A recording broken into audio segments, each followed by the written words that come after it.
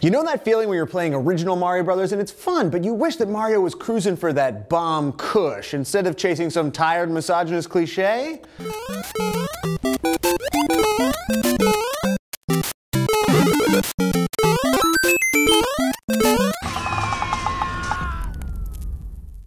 ROM images are files containing all of the data from the read-only memory chip on a video game cartridge. They do other stuff, but today this is all I'm concerning myself with so that I can play Bible adventures on my phone.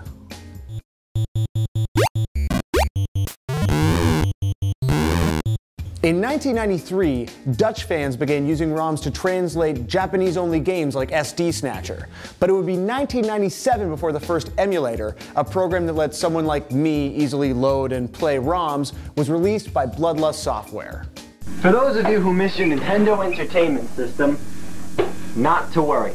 The games you once had for this are being brought back to life.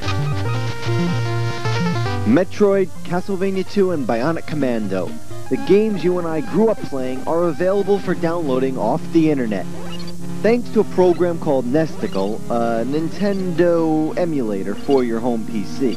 Nesticle also allowed users to access game tiles, manipulate them, and save the ROM. In essence, it allowed very early ROM hacking, so you could make Mario's mustache really big. An early popular hack was Super Bud Brothers.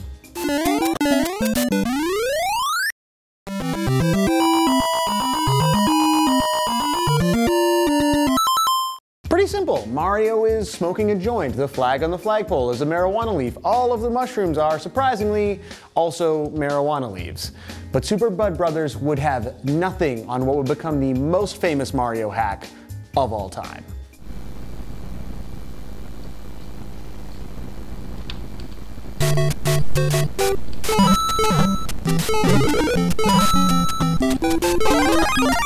Super KKK Brothers, hacked by AC2K in 1997, kickstarted the trend of making these hacks as offensive as possible. Although I'd argue sometimes the results were more effectively subversive, like in Black Man 2.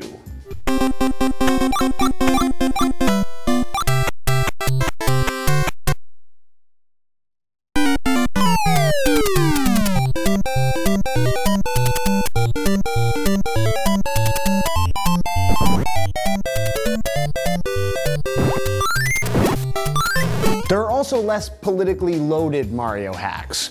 You could play as Alice Cooper.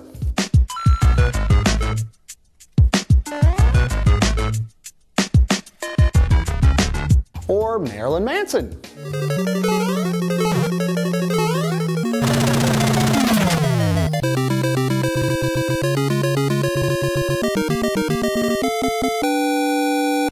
The list goes on, and it is mostly just a list of drug references. Some people call me the space cowboy.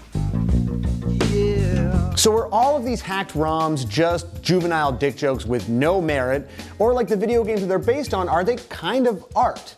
I'll use the example of Apocalypse Poo, the original VHS mashup. Saigon. Shit. I'm still only in Saigon. Todd Graham's tape, combining the imagery from Winnie the Pooh and the audio track from Apocalypse Now, is considered a bootleg masterpiece, not unlike the Grey album. If you grew up with holes in your zapper toes, you celebrate the minute you was having dope. I'm like, fuck critics, you can kiss my whole asshole. If you don't like my lyrics, you can press fast forward. Danger Mouse famously fused the Beatles' White Album with Jay-Z's The Black Album, and then went on to become one of the most famous producers of his generation.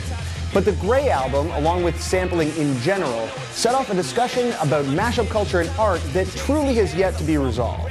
What are they gonna say about him? What, they're gonna say he was a kind man? He was a wise man? He had plans, he had wisdom? Bullshit, man!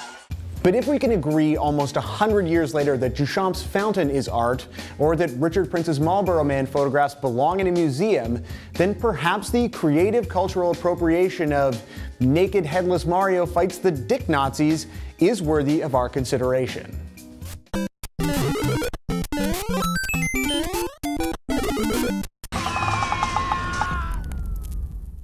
What do you think? can Hacked ROMs be held up alongside the Grey Album and Apocalypse Poo as mashup art? Also, we're talking about a lot of hilarious and offensive titles, and I'm wondering if I've missed your favorite, so please let me know in the comments. Subscribe for new episodes of This Exists every Thursday, and I am off to fight dick Nazis. So we're going to steal something else from the PBS series of Idea Channel and Game Show and actually try to respond to some comments in video. Last week's episode asked the question, can a song make you want to kill yourself? And while almost everyone responded that Justin Bieber makes them want to kill themselves, clearly that is a defining characteristic of people who subscribe to this channel, there was a really interesting point made by Abel Terra, who pointed out that Venetian Snares, who we talked about for their album Songs About My Cats and the weird spectrogram of the cats on the song Look, actually sampled Billie Holiday's Gloomy Sunday, the song that we talked about in the whole episode, on one of their classical albums. So that's definitely worth checking out since there's a loop there that we didn't even touch on. Mr. Tomboz brought SDBM to my attention, which I had never heard of before, and apparently stands for Suicidal Depressive Black Metal. And if you check out the link on that video, I found a WikiHow article about how to listen to it that mostly just involves kind of looking like Danzig and being super introspective while you listen to SDBM. These metal acronyms are stupid. Convincing people corrected my pronunciation. I will admit I had no idea how to say the name of the author of Gloomy Sunday, and it turns out it is Rezo Sheresh. Always emphasize the first syllable in Hungarian names, and remember your zzz and zzz. I'm sure I still said it wrong, but thank you for trying. So PBS Idea Channel has their record wall, and periodically Mike goes back and changes one of the records. This gives him an opportunity to talk about a record that he likes. I'm going to try to do something sort of like that, where I tell you where I'm stealing all the ideas from this episode for. In this case, this was inspired by reading Jeff Ryan's Super Mario, How Nintendo Conquered America. It is an excellent book.